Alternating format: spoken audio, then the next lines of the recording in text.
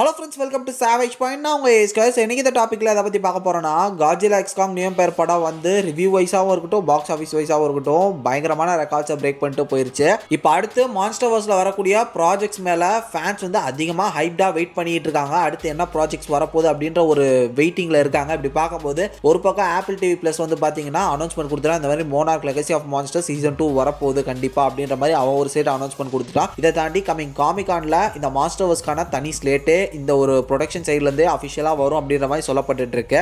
Coming ப்ராஜெக்ட்ல யார் main வில்லனா வரப்போறாங்க அப்படின்னு சொல்லக்கூடிய ஒரு சில விஷயங்கள். இதை தாண்டி காட்ஜிலா வெர்சஸ் த கிரேட் ஏப் அப்படின்னு சொல்லக்கூடிய ஒரு விஷயம், அதாவது பல ஆயிரம் வருஷங்களுக்கு முன்னாடி நடக்கப்பட்ட ஒரு மிகப்பெரிய போர், அது என்ன அப்படின்னு சொல்லக்கூடிய ஒரு விஷயம் இப்போ சோஷியல் மீடியாவில் இப்போ ரீசெண்டாக பரவிட்டு இருக்கு. அது என்ன அப்படின்றத ஓவரால் நீங்கள் இந்த வீடியோவில் பார்த்துலாம். ஸோ அதனால இந்த வீடியோவை ஸ்கிப் பண்ணாமல் ஃபுல்லாக பாருங்க. சரி, இப்போ வாங்க நம்ம வீடியோக்குள்ளே போகலாம்.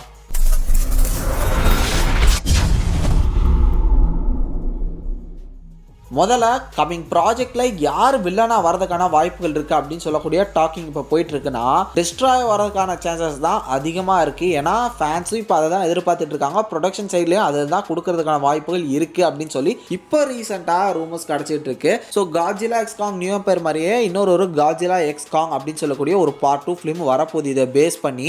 அது மட்டும் இல்லாமல் இதை தாண்டி தனித்தனியான ப்ராஜெக்ட்ஸ் இருக்கு ஒவ்வொரு கேரக்டருக்கும். லைக் காட்ஜிலாக்கு ஒரு தனி ப்ராஜெக்ட் இருக்கு, காங்க்கு ஒரு தனி ப்ராஜெக்ட் இருக்கு, மோத்ராக்கு ஒரு தனி ப்ராஜெக்ட் இருக்கு அப்படின்ற மாதிரி சொல்லியிருக்காங்க. இதுல ரொம்ப முக்கியமான ஒரு கதையா 1000 வருஷங்களுக்கு முன்னாடி காட்ஜிலா வர்சஸ் காங் அப்படின்ற ஒரு விஷயம் ஆல்ரெடி நடந்திருக்காது. அது பல நூறு மில்லியன் இயர்ஸ்க்கு முன்னாடி வந்து பாத்தீங்கன்னா இந்த ஒரு பேட்டில் நடந்திருக்கு. இதை தான் வந்து பாத்தீங்கன்னா நம்ம கல்வெட்டுலயும் பார்த்திருக்கோம். ஏன்னா அந்த கல்வெட்டுல இருக்கக்கூடிய கிரேட் ஏப் வந்து பாத்தீங்கன்னா காங்கோட அப்பா இல்ல, காங் இல்ல. ஸோ அவங்களுக்குலாம் பல நூறு வருஷங்களுக்கு முன்னாடி பிறக்கப்பட்ட ஒரு பிரம்மாண்டமான கிரேட் ஏப். ஸோ அந்த ஒரு கிரேட் ஏப் வந்து பாத்தீங்கன்னா காட்ஜிலா கூட எதிர்த்து சண்டை போற மாதிரி காமிச்சிருப்பாங்க.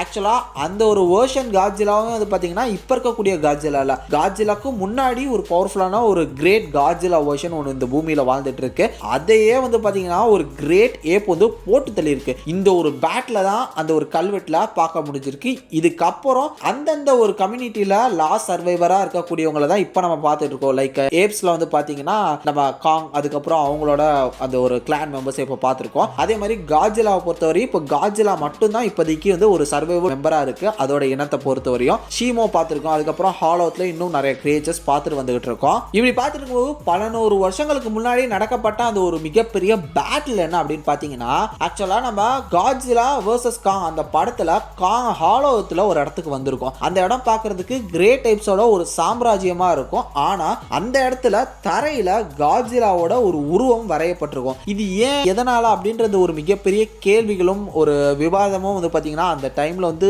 நிறைய பேரால் எழுப்பப்பட்டது. இது மட்டும் இல்லாம பேட்லாக்ஸ்ல வந்து பாத்தீங்கன்னா இருக்கக்கூடியது டோர்சல் பிளேட். இந்த டோர்சல் பிளேட் எந்த காட்ஜிலாவோடது, இப்ப இருக்கக்கூடிய காட்ஜிலாவோடதா இல்ல இதுக்கு முன்னாடி வாழ்ந்துட்டு இருந்தா அது ஒரு மிகப்பெரிய பிரம்மாண்டமான காட்ஜிலாவோடதா அப்படின்ற கேள்விகளும் எழுப்பப்பட்டது. இதன்படி பார்க்கும்போது பல நூறு வருஷங்களுக்கு முன்னாடி காட்ஜிலாக்கும் கிரேட் ஏப்ஸ்க்கும் ஒரு ஃபைட் நடந்திருக்கு. அதுலயும் ரொம்ப பவர்ஃபுல்லான ஒரு ஏப் இருந்திருக்கு. அதுக்கும் காட்ஜிலாக்கும் ஒரு மிகப்பெரிய சண்டையே போயிருக்கு. அந்த ஒரு சண்டையோட எண்டுல இந்த மொத்த ஏப்ஸும் சேர்ந்து அந்த காட்ஜிலாவை கொன்றிருக்கு அதோட டோர்சல் பிளேட் மூலமாவே. அதுல ஒரு சர்வைவல் மெம்பரா இருக்கக்கூடிய ஒரு ஆள் தான் இப்போ நம்ம பார்த்துட்டு இருக்கக்கூடிய காட்ஜிலா.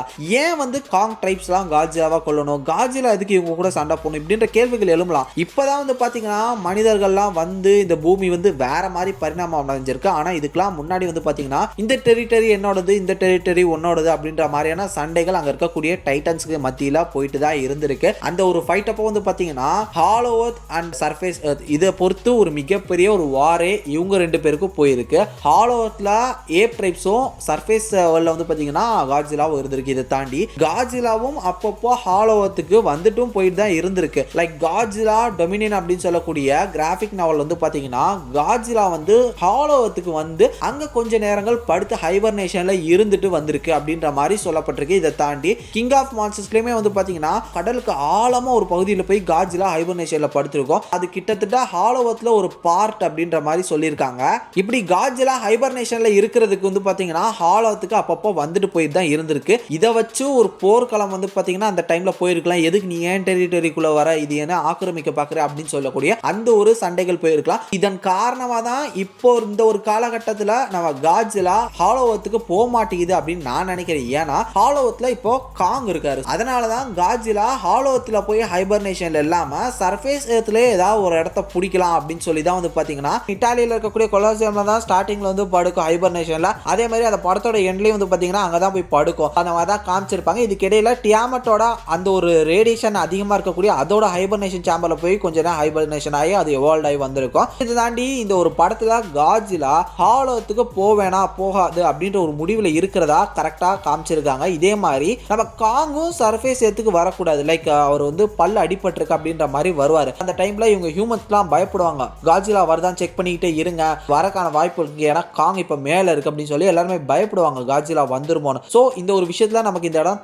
தெளிவாக தெரிய வருது. இவங்க அவங்க இடத்துல இருக்கிறதா கரெக்ட் அப்படின்ற விஷயம் இப்போ தெரிய வருது. ஸோ இதை பேஸ் பண்ணி தான் அந்த காலகட்டத்திலையும் சண்டை போயிருக்கிறதுக்கான சான்சஸ் இருக்கு அப்படின்றதும் நமக்கு தெரிய வருது. இது ஆரிஜின் ஸ்டோரி ஒரு கிராஃபிக் நாவலா வந்தாலும் சரி இல்ல ஒரு பிலிமா வந்தாலும் சரி கண்டிப்பா இதை பேஸ் பண்ணி ஒரு கதை வந்தே ஆகணும். இப்போ வரையும் இந்த கதைகள்லாம் வந்து பாத்தீங்கன்னா டைரக்டர் ஒரு சில விஷயங்கள் சொன்னது, இதை தாண்டி ஃபேன்ஸ் வந்து கிரியேட் பண்ணது, இது மட்டும் இல்லாம ஒரு சில கிராஃபிக் நாவல்ல நம்ம பார்த்த கல் படிவம். ஸோ இதை பேஸ் பண்ணி நம்ம பேசிட்டு இருக்கக்கூடிய தியரிட்டிக்கல் விஷயங்கள் தான். இதை தாண்டி டைரக்டர் ப்ராப்பரா ஒரு ஸ்டோரி எடுத்து இதுதான் ஆரிஜின் நமக்கு கொடுத்தா அது நல்லா இருக்கும். ஏன்னா இப்போ நம்ம பார்த்துட்டு இருக்க பிரசன்ட் டைட்டன்ஸ் வேற, ஆனா பாஸ்ட்ல எவ்வளவு பவர்ஃபுல்லான பிரம்மாண்டமான டைட்டன்ஸ்லாம் இருந்தது, அதை பத்தியெல்லாம் நமக்கு தெரிஞ்சுக்கக்கூடிய ஆர்வங்கள் இருக்கு. இது மட்டும் இல்லாம இந்த டைட்டன்ஸ் எப்படி உருவானாங்க, இந்த ஈவி மக்கள் எப்படி வந்து ஒரு கம்யூனிட்டி அங்க கீழே வளர்த்து வச்சிருக்காங்க, இது மட்டும் இல்லாம அந்த ஹாலோட்ல இருக்கக்கூடிய கிறிஸ்டல்ஸ் என்ன, இது மாதிரி நிறைய கேள்விகள் இந்த ஒரு காட்ஜிலா எக்ஸ் காங் தி நியூ எம்பையர் படம் மூலமா நமக்கு வந்து எழுப்பப்பட்டிருக்கு. இது எல்லாத்துக்குமே கமிங் ப்ராஜெக்ட்ஸ் மூலமா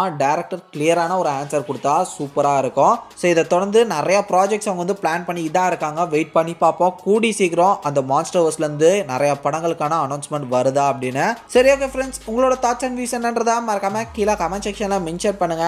நீங்க இந்த ப்ராஜெக்டாக வெயிட் பண்ணிட்டு இருக்கீங்க, அதையும் மறக்காம கீழே கமெண்ட் செக்ஷன்ல மென்ஷன் பண்ணுங்க. இதே மாதிரி தொடர்ந்து நிறைய இன்ட்ரெஸ்டிங்கான வீடியோஸ் பார்க்கறதுக்கு மறக்காம நம்ம சாவேஜ் பாயிண்ட் சேனலை சப்ஸ்கிரைப் பண்ணி அந்த பெல் ஐகானை பிரஸ் பண்ணீங்க. அடுத்த ஒரு இன்ட்ரெஸ்டிங்கான வீடியோல நாளைக்கு வந்து உங்களை மீட் பண்றது வரையும் டாடா bye bye, take care from a square.